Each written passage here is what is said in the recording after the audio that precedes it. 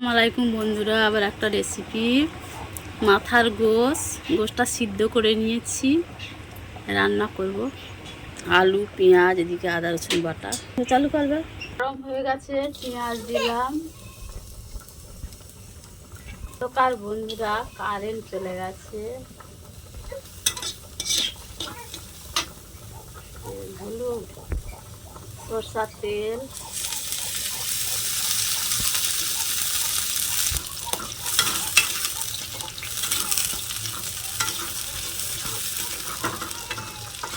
একটু লাল হয়ে এসছে, আর একটু পরে আদা রসুন বাটা দেবো।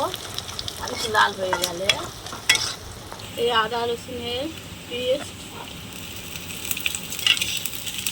আমার ভিডিওতে লাইক শেয়ার করবেন। ছোট ছোট কিচেন, ওর জন্য কেউ সাপোর্ট করছো না তোমরা। একটু লাল হয়ে গেছে, এবার হলুদের গুঁড়া দেবো। হলুদের গুঁড়া দিলাম। কাশ্মীরি লঙ্কা গুঁড়ো বন্ধুরা, খুব এর ঝাঁঝ প্রচুর ঝাল। লঙ্কার কালার খুব সুন্দর, অল্প করে দিলে কালার হয়ে যায়। এবার গোশটা দেবো, সিদ্ধ করা গোশটা।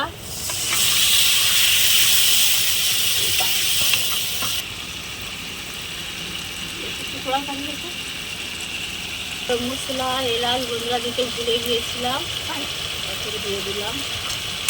এদিকে ভাত হচ্ছে বন্ধুরা, ভাতটা বাকি আছে, আর একটু তুললে নামিয়ে নেব।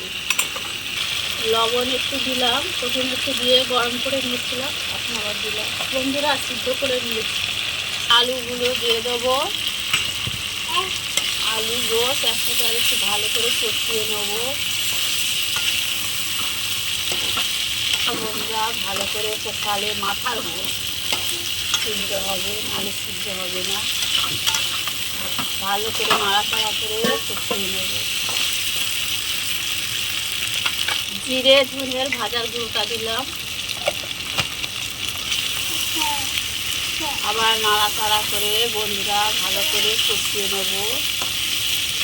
তোমরাও বাড়িতে এইভাবে কম মশলায় বানিয়ে খাবে, খুব ভালো লাগবে।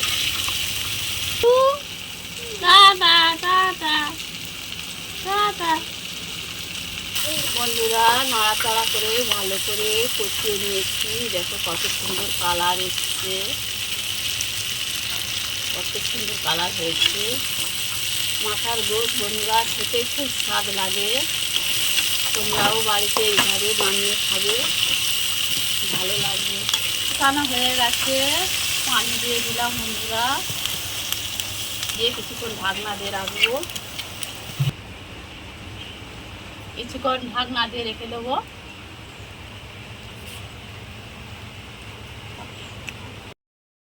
বন্ধুরা হয়ে গেল তরকারি, মাখা মাখা ঝোল হয়ে গেছে, নামিয়ে নেবো। এবার নামিয়ে নিচ্ছি। কেমন হয়েছে একটা তুলে টেস্ট করবো বন্ধুরা।